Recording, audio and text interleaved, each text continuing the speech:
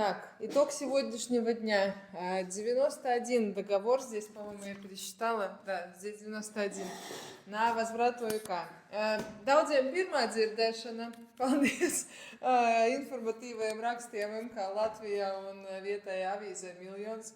Daudzi cilvēki tik tiešām, es viņus apskaužu godīgi, jo viņi dzīvo kaut kādā tādā informatīvajā telpā, kur viņi nekad līdz šim nav redzējuši Tiesiskums LV aicinājumu parakstīt līgumu.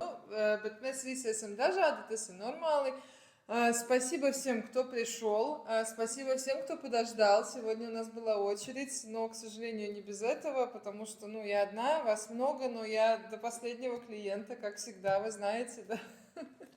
Все желающие подписались. Я что хочу сказать? Daži cilvēki, kas stāvēja rindā, atnāca un lūdza, lai es pārbaudu, jo viņi kamēr stāvēja, parakstīja elektroniski. E-paraksta daudziem nav, bet Smart ID daudziem ir.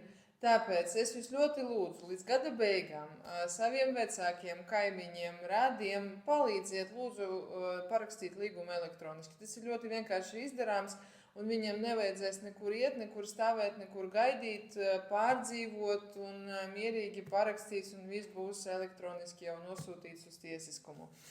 Все спрашивают про сроки, про то, что будет дальше. Дальше будет Новый год, когда, я очень надеюсь, мы узнаем какие-то, такие глобальные новости по этой инициативе, да, то есть да, нет, в каком виде.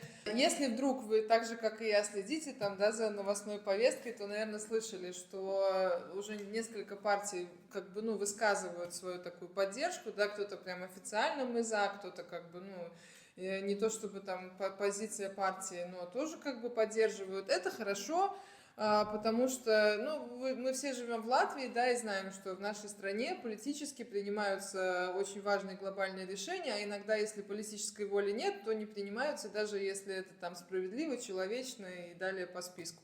Поэтому на это я тоже надеюсь, как обыватель, как тот, кто подписал тоже эту инициативу, да, и будет ждать хороших новостей. Это хороший знак, что политики просыпаются и обращают внимание, и говорят о своей какой-то поддержке или не поддержке этой инициативе.